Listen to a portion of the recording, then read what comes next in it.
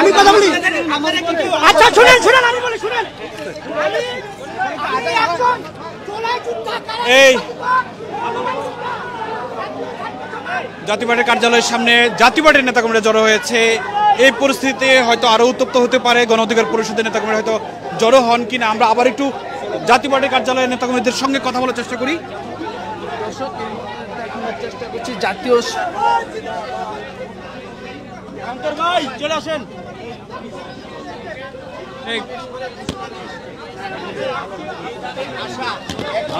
অন্যায় এবং অপরাধ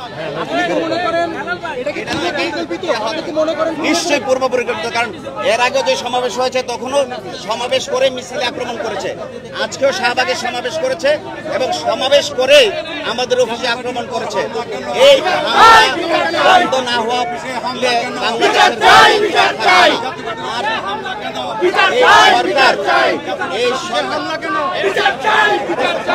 সরকারের দায়িত্ব হলো জানমালের নিরাপত্তা দেওয়া, সরকারের দায়িত্ব হলো মব বন্ধ করা, সরকারের দায়িত্ব হলো মবের বিরুদ্ধে অবস্থান গ্রহণ করা।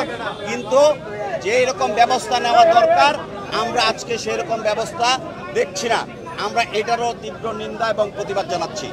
প্রিয় সাংবাদিক বন্ধুগণ, আপনাদের মাধ্যমে আমরা জানাতে চাই, বাংলাদেশে জাতীয় পার্টি ছিল, বাংলাদেশে জাতীয় পার্টি থাকবে।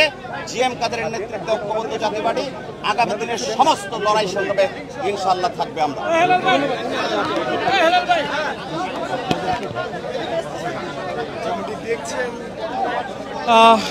জাতীয় পার্টির নেতাকর্মীরা তারা কথা বলছিলেন, জাতীয় পার্টির নেতারা তারা কথা বলছিলেন, তারা বলছিলেন যে এটি গণ অধিকার পরিষদ, তারা মব সৃষ্টি করছে এবং আমরা তার সঙ্গে কথা বলেছি।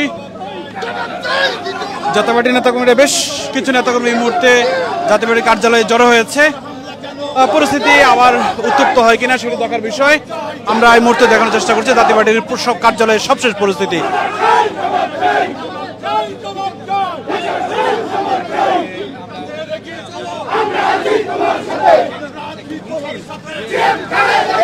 তারা জাতীয় পার্টির নেতাকর্মীরা এই মুহূর্তে বিক্ষোভ করছে, পুলিশের উপস্থিতি আমরা লক্ষ্য করছি।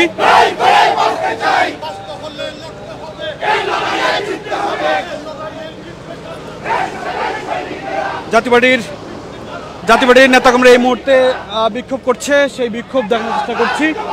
জাতীয় পার্টির কার্যালয়ের সামনে তারা মিছিল নিয়ে এগিয়ে যাচ্ছে। গণ অধিকার পরিষদের নেতাকর্মীরা এই মুহূর্তে উপস্থিতি নেই।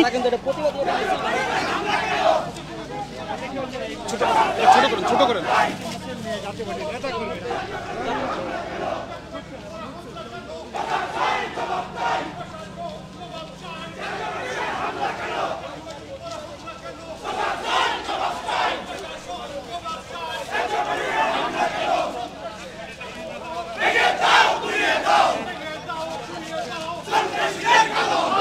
যারা এই মুহূর্তে যুক্ত হয়েছেন যুগান্তর লাইভে আবার স্বাগত জানাচ্ছি। আপনাদের ফখরুল ইসলাম এবং আমার সঙ্গে রয়েছে সহকর্মী আদনান জুবাইর শাওন।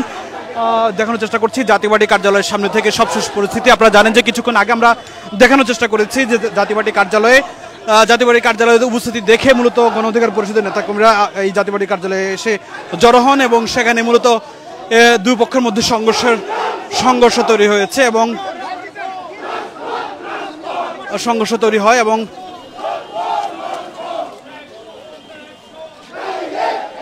তারা মিছিলটি গণ অধিকার পরিষদের কার্যালয়ের সামনে সড়কটি মূলত প্রদক্ষিণ করে আবার কেন্দ্রীয় তাদের কার্যালয়ের দিকে অগ্রসর হচ্ছেন এবং সেখানে আবার জড়ো হচ্ছেন জাতীয় পার্টির নেতাকর্মীরা।